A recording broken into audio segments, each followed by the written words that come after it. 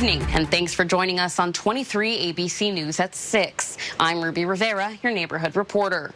President Donald Trump has signed a new executive order working to address homelessness nationwide, aiming at combating it through the use of institutions. The move is raising questions about what it could mean, especially in places like Kern County. The most recent point-in-time count was conducted by the Bakersfield-Kern Regional Homeless Collaborative and found more than 2,600 people experiencing homelessness in the area. More than half, about 1,400, were unsheltered, and a large portion reported struggling with substance use or a mental health condition. Tonight, we're taking a closer look at what this federal shift could mean for local policy, services, and the people living on our streets. I've been working to solve homelessness for over a decade, and this order is perhaps the most damaging thing that I've seen. Jesse Rabinowitz with the National Homelessness Law Center says the executive order titled Ending Crime and Disorder on America's Streets has the power to reduce the effectiveness of homeless outreach and doesn't help those in need, but rather puts a target on their backs.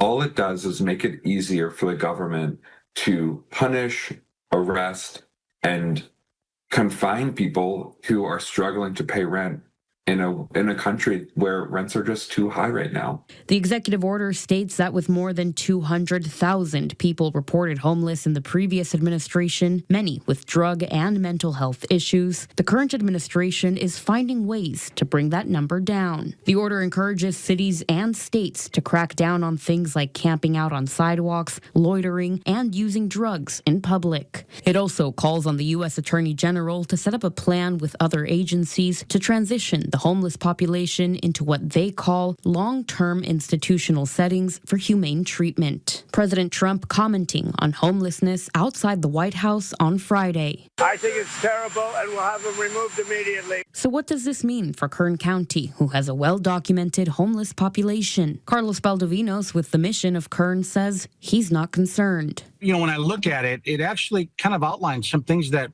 we're already doing in California, like in Prop 36, which is, you know, anti-camping, anti-loitering and other things. So I just don't think it's a whole lot of difference. Rabinowitz says during his years of homeless outreach, he's seen how forced institutionalization doesn't work and provides a possible solution. The solution to homelessness is helping people afford rent and get the health care and support that they need. Police have no role in solving homelessness because it's not a crime to be homeless. With this executive order marking a major shift in federal policies addressing homelessness, it still remains unclear as to how states and local cities will respond. For 23 ABC News, I'm Ruby Rivera, your neighborhood reporter.